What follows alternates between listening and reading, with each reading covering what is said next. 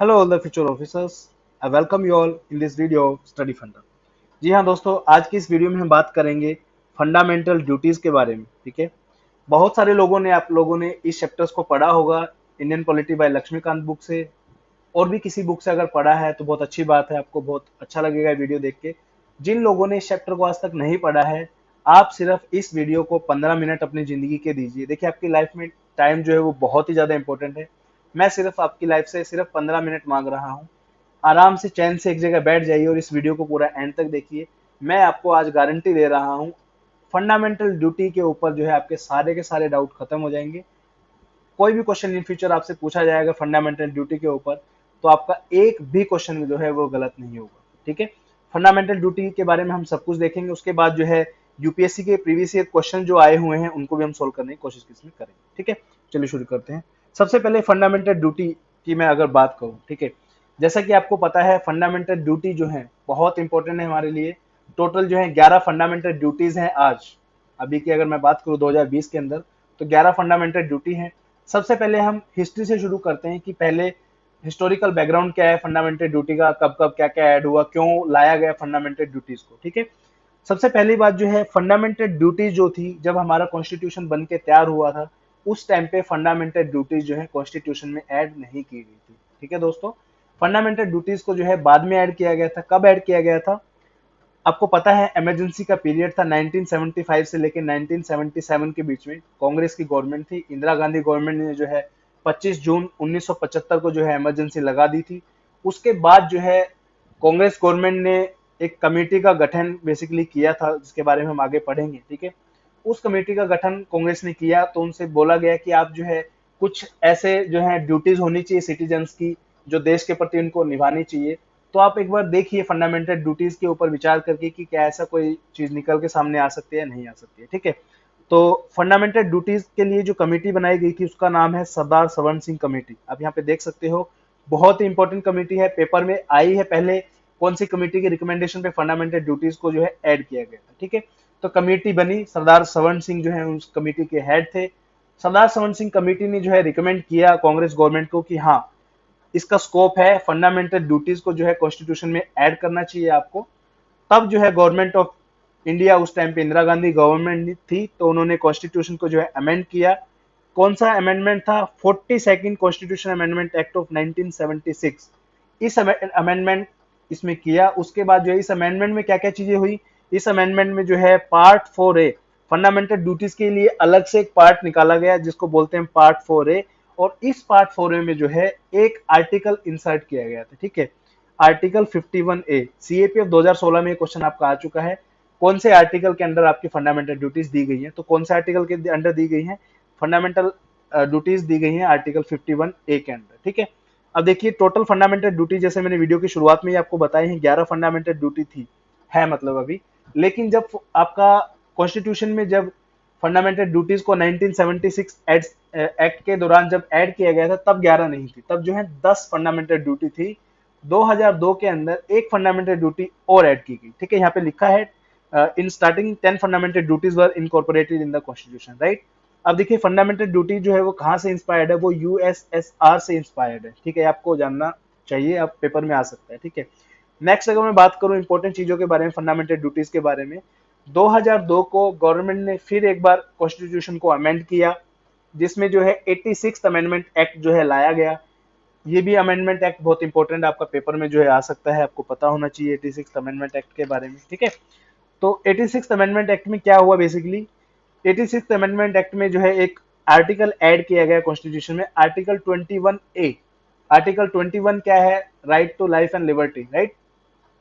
Article 21A add किया गया जो बोलता है आपका सभी पेरेंट्स जो हैं उनको अपने बच्चों को एलिमेंट्री एजुकेशन प्रोवाइड करनी चाहिए टिल द एज ऑफ 6 से लेके 14 साल के बच्चों को जो है एलिमेंट्री एजुकेशन प्रोवाइड करनी चाहिए, राइट।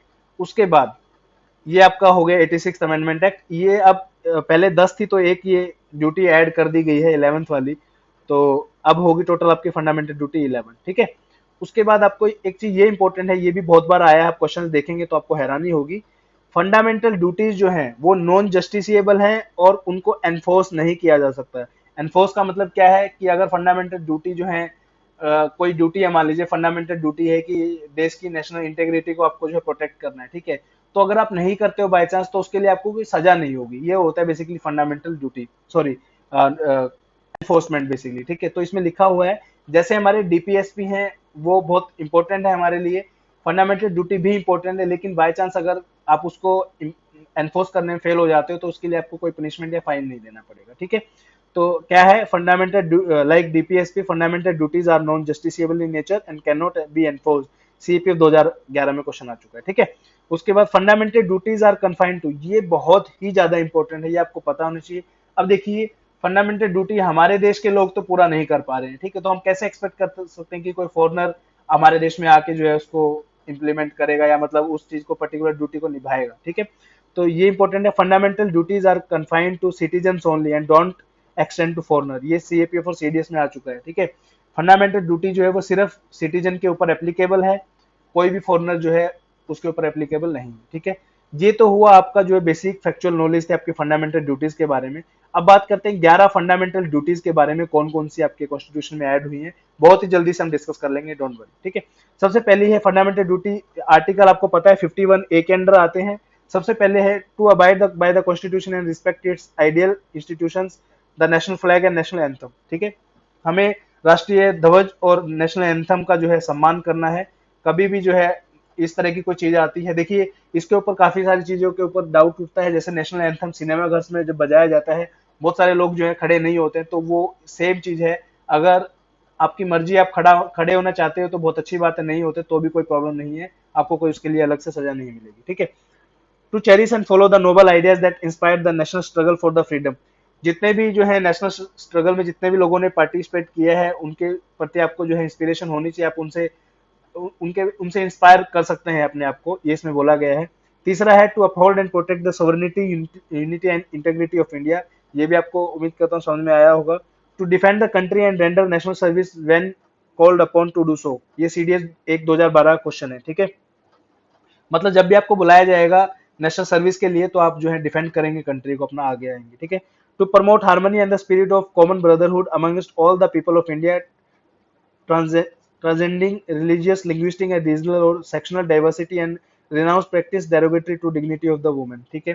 ये भी जो है आपको कॉमन ब्रदरहुड निभानी है। ये सब जो चीजें हैं 11 की 11 आपको कोई रटने की जरूरत नहीं है, आप 3-4 बार इन्हें पढ़िए, जैसे कॉमन सेंस लगाइए कि कौन कौन सी ऐसी चीज हैं जिससे मेरे जो है नेशन के लिए जो बेनिफिशियल है, जो मुझे करनी चाहिए as a being a citizen of India, right, तो आपको याद हो जाएंगी। To value and preserve the rich heritage of the country's composite culture, उसके बाद है to protect and improve the national environment including forest, lake, rivers, and wildlife, and have the compassion for living creatures. Right? To develop scientific temper, humanism, and the spirit of inquiry and reform. To safeguard public property and abjure violence. To strive toward the excellence in all spheres of the individual and collective activity, so that the nation constantly rise to higher level of endeavor and achievement. Right? To provide opportunity for education to his child or ward between age of 6 to 14 years. This duty was added by 86 Constitution Amendment Act 2002, ये हम पहले discuss कर चुके हैं, ठीक है। अब करते हैं क्वेश्चंस की बात, बहुत ही इंटरेस्टिंग है। आप क्वेश्चंस जो है आप खुद से दे जो है आपके तुरंत दिमाग में आ जाए कि नहीं यार ये स्टेटमेंट तो गलत है, ठीक है। पहला क्वेश्चन देखते हैं, ये क्वेश्चन सीएपीएफ 2011 का क्वेश्चन है। क्वेश्चन बोलता है, मैं थोड़ा सा जूम कर देता हूं आपके लिए। क्वेश्चन बोलता है which one of the following statement regarding the fundamental duties is correct, correct statement आपको ढूंढनी, ठीक है। पहली स्टेटमेंट देखते हैं, there is no provision in the constitution for the direct enforcement of any of the duty nor for any section और prevent their violation, ठीक है। ये चीज हम ऑलरेडी पढ़ चुके हैं कि ऐसा कोई भी प्रोविजन नहीं है जो डायरेक्ट एनफोर्स करा सके आपके फंडामेंटल ड्यूटी को, और अगर उसको कोई पूरा नहीं करता है, अगर उसको कोई वायलेट करता है तो उसके ऊपर जो है फाइन वगैरह लगाए, तो ये बात बिल्कुल सही है, ठीक है। दूसरी स्टेटमेंट बोलते हैं duties are obligatory for a citizen and that is the state should also strive to achieve the same। अब देखिए obligatory नहीं है, मैंने आपको ऑलरेडी बताया है, these are non justiciable, ठीक है। आपने यहाँ पे पढ़ा होगा, जस्ट अ सेकंड, ये देखिए यहाँ पे लिखा भी हुआ है, यहाँ पे these are not justiciable and not enforceable, ये वाली स्टेटमेंट है। इससे प्रूव होता है कि ये सेकंड स्टेटमेंट जो है वो आपकी गलत है, ठीक है। तो दूसरी स्टेटमेंट गलत होगी। अब आप देखेंगे, आप पहली दूसरी स्टेटमेंट यहाँ पे गलत होगी, दूसरी स्टेटमेंट यहाँ पे गलत होगी, ऑप्शन बचा ए और ऑप्शन बचा डी। तो आपकी पहली तो बिल्कुल सही स्टेटमेंट, तो आपका आंसर तो यहीं से बन जाएगा। लेकिन फिर भी थोड़ा सा डाउट ना रहे आपके माइंड में, तो थर्ड स्टेटमेंट एक बार पढ़ लेते हैं हम, ठीक है। थर्ड स्टेटमेंट बोलती है fundamental duty in article 51A। देखिए यहाँ पे तो यूपीएससी ने सही दे दिया है ताकि बच्चों को लगे कि हाँ यार 51A के बारे में बताया है तो सही होगा, कर देते हैं टिक 1 and 3 के ऊपर, ठीक है। लेकिन पूरी स्टेटमेंट आपको पढ़नी पड़ेगी हर क्वेश्चन की। The fundamental duty in article 51A is confined to all persons and not to citizens only. यहाँ पे ये चीज इन्होंने गलत दे दी, फंडामेंटल ड्यूटी जो है सिर्फ सिटीजन्स पे ही लागू होती है, ठीक है। तो तीसरी स्टेटमेंट भी आपकी गलत होगी, दूसरी भी गलत होगी, तो क्या बचा आंसर, स्टेटमेंट नंबर 1। ये आपका क्वेश्चन सोल्व हो गया, ठीक है। अगला क्वेश्चन देखते हैं, ये भी सीएपी 2011 में सेम ईयर में 2 क्वेश्चन आए हैं, बताओ फंडामेंटल ड्यूटी के ऊपर, और इतने आसान क्वेश्चन है इसकी कोई हद नहीं, ठीक है। स्टिल बच्चे इन क्वेश्चंस को जो है गलत करके आते हैं, डर जाते हैं कि ये तो बहुत बड़ा क्वेश्चन दे दिया यूपीएससी ने, ऐसा डरना नहीं है आपको, ठीक है। क्वेश्चन नंबर 20 बोलता है which one of the following statement regarding the fundamental duties as contained in the constitution of India is are correct, ठीक है। करेक्ट स्टेटमेंट बतानी दोबारा से। पहली स्टेटमेंट बोलते हैं they can be enforce through writ jurisdiction, they can not be enforced, हम ऊपर पढ़ चुके हैं, ठीक है। They have formed a part of the constitution since its adoption, ये भी गलत स्टेटमेंट है, आपको पता है 1976 में ऐड किया गया था इनको। They are applicable only to the citizen of India, तो सिटीजन को ही एप्लीकेबल है, ये आपको पता है, तो थर्ड स्टेटमेंट में सही होगी, ठीक है। नेक्स्ट क्वेश्चन है आपका 69th question, the provision under article 51A of the constitution of India relates to, किससे रिलेट करता है, फंडामेंटल ड्यूटीज से, ठीक है। राइट टू एजुकेशन से क्या करता है, आर्टिकल का नाम बताएं, right to education comment section में मुझे आप, ठीक है। उसके बाद 95th क्वेश्चन है, ये सीएपीएफ 2016 क्वेश्चन है, ये वाला सीडीएस 2017 क्वेश्चन है। 95 क्वेश्चन बोलता है according to the provisions of India of constitution of India which one of the following is not a fundamental duty, ठीक है। ये वही है 11, अगर आपने पढ़ी होंगी तो आप इसको तभी लगा सकते हो, ठीक है। पहले statement to respect the national flag, मैंने आपको बताया था नेशनल फ्लैग और नेशनल एंथम के बारे में, ठीक है। तो ये तो बिल्कुल सही है, तो फंडामेंटल ड्यूटी है आपकी।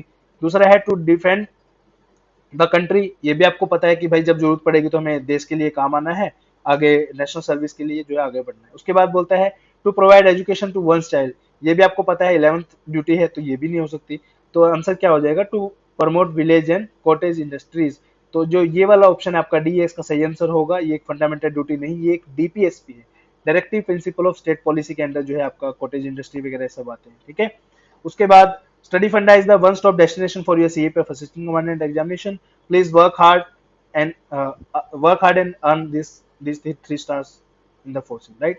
So next question is your question number 16, which one of the following is the fundamental duty of citizen under the constitution? Again ये वही 11 चीजों के ऊपर बता दिया इन्होंने, खेला है। To provide the friendly cooperation to the people of the neighbouring countries, ठीक है।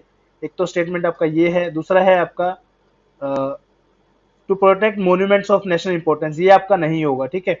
ये आपका जो है 49th आर्टिकल है, उसमें मॉन्यूमेंट्स को जो है प्रोटेक्ट करने की बात जो है की गई है, ठीक है। To defend the country and render national service man called upon to do so, right, ये भी आपका स्टेटमेंट एक है। उसके बाद चौथा है to know more and more about the history of India, देखिए ये तो आप साफ साफ इसको डिलीट कर सकते हैं, इसका ऐसा कोई चीज है नहीं, ठीक है। यहाँ पे जो लिखा है इन्होंने a statement to provide the friendly cooperation to the people of India of neighbouring country, यहाँ नेबरिंग कंट्री नहीं आएगा, यहाँ आएगा ऑफ द नेबरिंग स्टेट आ जाएगा, या फिर ब्रदरहुड इन इंडिया। तो इसका सही आंसर क्या होगा आपका, C, to defend the country and render national service and called upon to do so, right.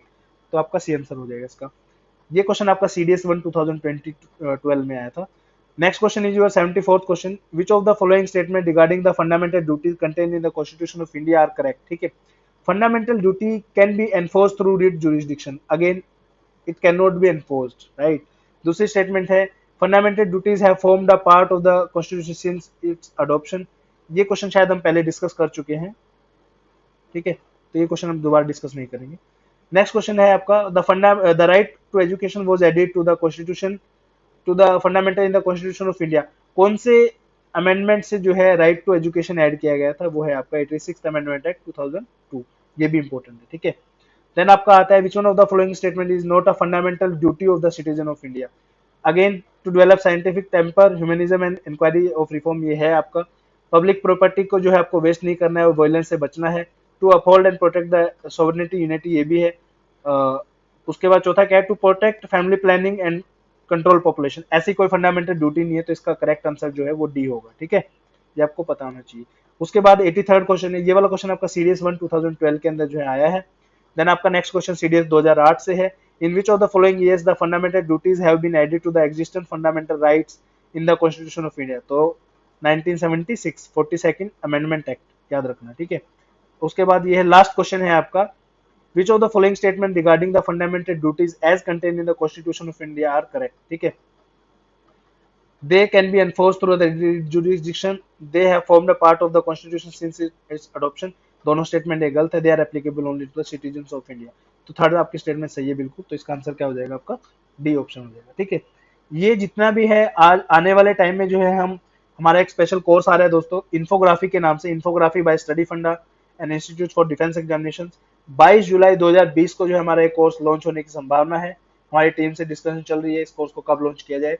तो ये सारा का सारा जो है आपका इसी के अंडर है। देखिए ये स्मार्ट स्टडी के अंडर हम इसे कंसिडर कर रहे हैं, जहाँ पे आपको जो है टॉपिक रिवीजन के लिए आपको टॉपिक के भी जो है डिटेल्स आपको मिलेंगे, और उसी के रिगार्डिंग सारे के सारे एमसीक्यूज आपको जो है प्रीवियस ईयर के जितने भी आए हैं वो भी आपको सेम उसी पीडीएफ में मिल जाएंगे आपको सोल्व करने को, ठीक है। तो उम्मीद करता हूँ वीडियो पसंद आई होगी। एक क्वेश्चन मैंने आपसे पूछा था, उसका कमेंट में आप जवाब जरूर दीजिए। प्लीज वीडियो में कमेंट सेक्शन में कमेंट करके ये जरूर बताएं कि आपको वीडियो कैसा लगा। बहुत मेहनत से वीडियो बनाई है, बहुत मेहनत से डाटा कलेक्ट किया है, कम से कम इसमें 5-6 घंटे लगे हैं इस पूरे पीडीएफ को तैयार करने में, ठीक है। तो प्लीज कमेंट जरूर ड्रॉप करें। Thank you so much.